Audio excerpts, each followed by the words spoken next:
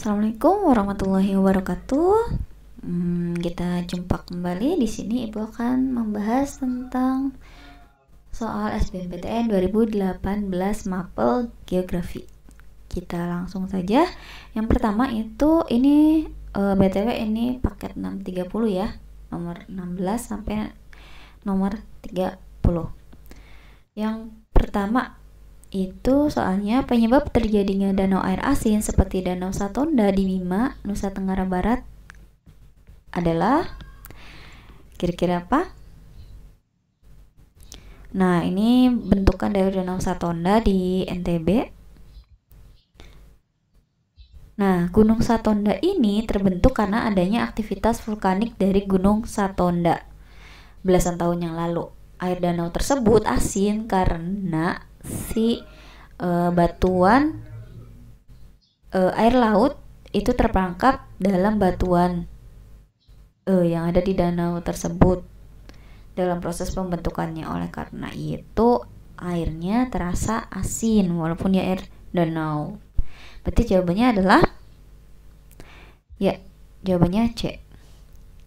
Yang kedua, ini berkaitan dengan gas rumah kaca. Peningkatan gas rumah kaca di lapisan atmosfer bumi berpengaruh terhadap peningkatan suhu udara permukaan bumi karena kita ingat-ingat kembali nih, cahaya matahari atau radiasi sinar matahari ini menyinari bumi.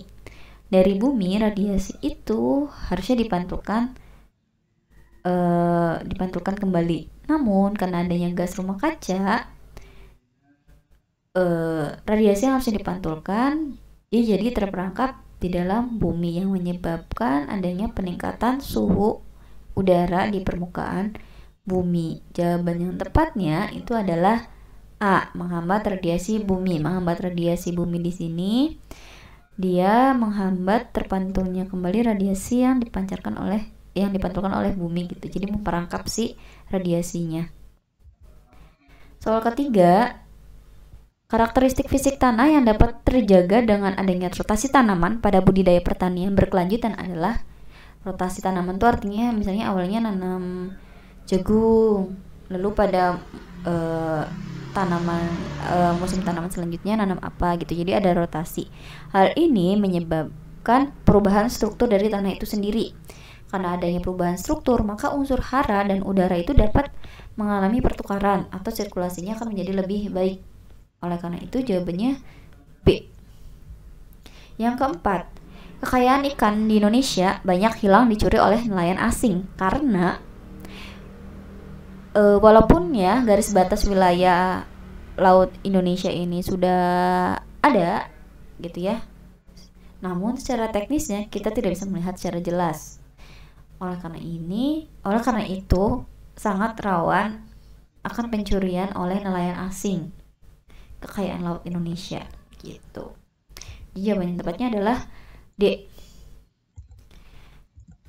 Yang kelima, penduduk yang bertempat tinggal di wilayah pedesaan sekitar kota umumnya berprofesi sebagai pekerja komuter karena alasannya karena jarak tempuh dan aksesnya itu mudah sehingga banyak penduduk yang bertempat tinggal di daerah sekitar kota ini menjadi pekerja komuter. Berarti jawabannya A, terjangkau jaraknya.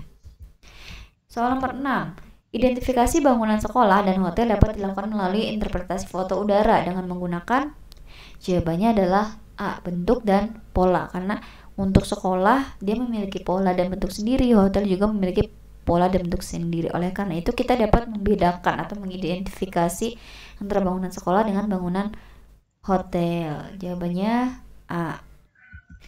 Nomor 6, salah satu usaha yang perlu ditingkatkan oleh pemerintah Indonesia agar dapat memenuhi kriteria sebagai negara maju adalah, kita ingat bahwa indikator negara maju itu dilihat dari tingkat pendidikannya, kesehatannya, pendapatan baik itu sektor jasa, perdagangannya, dan industrinya. Nah, bagaimana usaha yang efektif untuk dapat meningkatkan indikator tersebut? Yaitu dengan memperluas lapangan pekerjaan.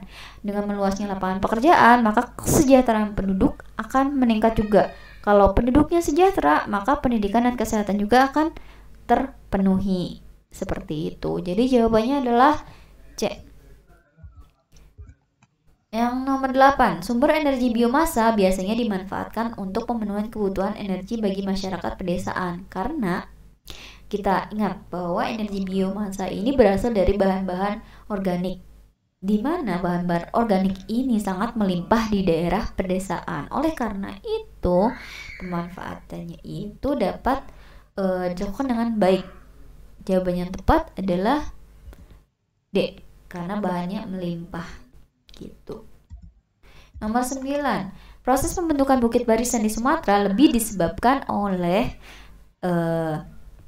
salah satu ilmuwan LIPI menemukan bahwa banyak fosil kerang di sekitar bukit barisan. Hal ini membuktikan bahwa pegunungan tersebut awalnya berasal dari dasar laut, namun karena adanya penunjaman lempeng Samudra Hindia ke bawah Pulau Sumatera, maka pegunungan atau bukit tersebut jadi ada di permukaan gitu. Jadi jawabannya E.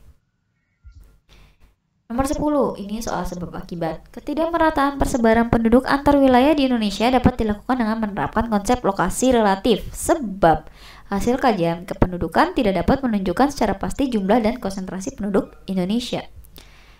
Nah, sebenarnya ketidakmerataan persebaran penduduk antar wilayah ini dapat dilakukan dengan menerapkan konsep pola dan aglomerasi, di mana persebaran penduduk ini dapat dilihat dari jumlah dan konsentrasi penduduk yang dipengaruhi oleh relief, aksesibilitas, dan fasilitas umum. Jadi ini pernyataan salah, alasan juga salah.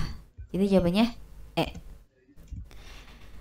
Nomor 11, tiap jenis hewan dan tumbuhan tersebar tidak merata di berbagai tempat di permukaan bumi. Ya, benar. Karena kenapa? Persebaran jenis hewan dan tumbuhan ini dipengaruhi oleh iklimnya, relief atau topografinya, dan oleh biotik. Jadi dia tidak merata di permukaan bumi penyebarannya. Alasannya atau sebabnya benar atau tidak? Setiap jenis hewan dan tumbuhan mempunyai habitat yang sesuai dengan persyaratan hidupnya. Ya, ini juga alasannya benar karena tadi balik lagi ke ada namanya faktor persebarannya gitu. Jadi jawabannya benar-benar berhubungan A. Nomor 12, pesisir timur Sumatera lebih berisiko terlanda bencana tsunami dibanding pesisir barat Sumatera. Ini pernyataannya salah. Karena pesisir timur Sumatera ini terdiri atas dataran rendah dan rawa-rawa sehingga risikonya lebih kecil terkena bencana tsunami dibandingkan pesisir barat Sumatera yang memiliki lempeng.